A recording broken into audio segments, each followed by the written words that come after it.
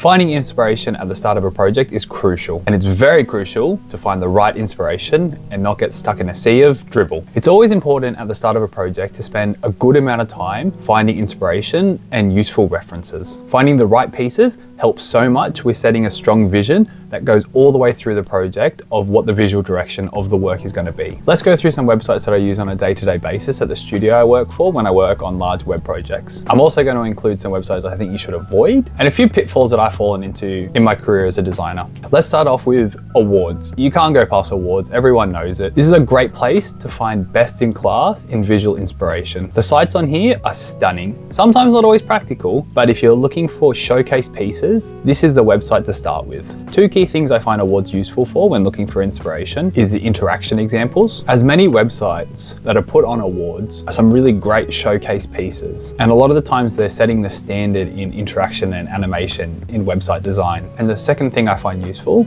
is finding unique layouts. Some websites I find get quite bloated with a lot of websites that are just hero section and then 2-column. One side's an image, one side's a text, and then just keep repeating with that 2-panel setup of image, text, text, image, and then you keep going until you reach the footer. This is where I find awards really useful. Consistently, they have some of the most unique websites, and they're great for finding inspiration and setting a strong base for your project. The one watch out I'd say with awards is sometimes their unique layouts and their crazy interactions maybe just are a bit too crazy and they impact the actual design of the project you're going to work on. Still great, but just a little watch out. Next up, we have Ninja. This is a great repository of websites when you're looking for something solid, but just maybe a little bit more standard kind of inspiration. Where awards are saying are really big showcase pieces, Ninja is more a collection of very strongly designed websites, but a bit more standard in their layouts. Can be a little bit overwhelming when you first get in here with so many ways to search from industry, or you can even search just looking at color. But if you're trying to cast a bit more of a wide net, Ninja has a lot to offer, and those filters can be really useful if you're struggling to find references for something specific, like you're looking for how businesses are using green in their website. You can use the filters in Ninja to find just green exclusive websites. Next up, this is a newer one that I've been using, and I don't really know the right way to pronounce this, so I'm just going to say what I think it is. Maxi best of.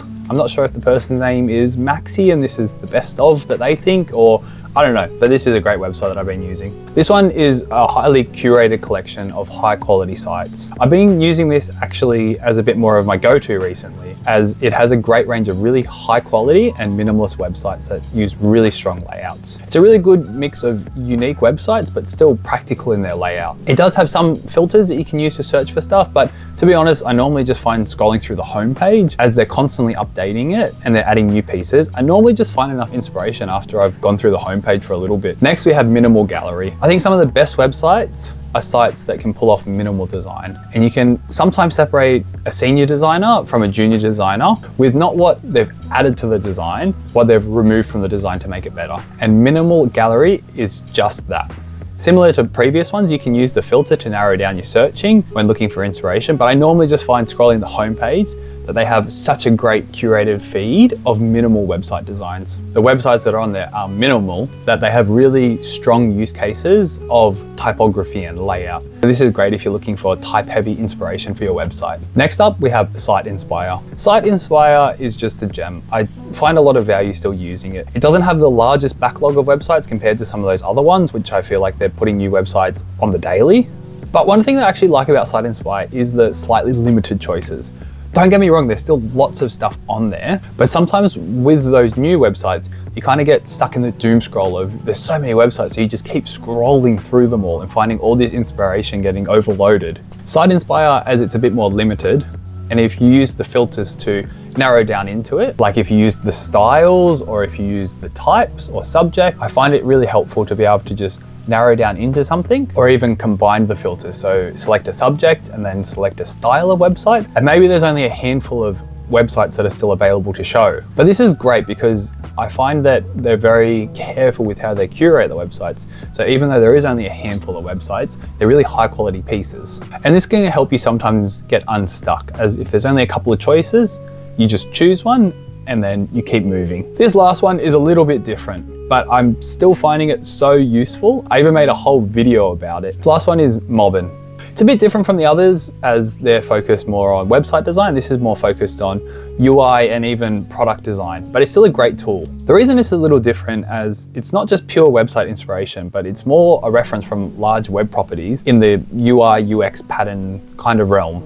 It has inspiration on a component level, so you can search for things on a really tiny detail, or you can look at entire flows on what Netflix onboarding screens look like, or maybe what a company's password reset flow looks like. It does have website inspiration on there as well, so you can still look at marketing pages and still use that. And it's really easy to copy stuff off there and paste them into a Figma file to put it all together. A little bit different, but I just think it's a great tool for finding inspiration. Now let's go through some websites that sadly I think you should avoid in 2024. Truthfully, I haven't found anything useful on Behance in a while now. I found it's very slow and it's quite bloated. One thing I find really annoying with it is that when you try to search, it doesn't really matter what you search for. It's so low quality that the tagging system just isn't working. It doesn't seem to really matter what I search for. For example, here I've searched for minimal website design.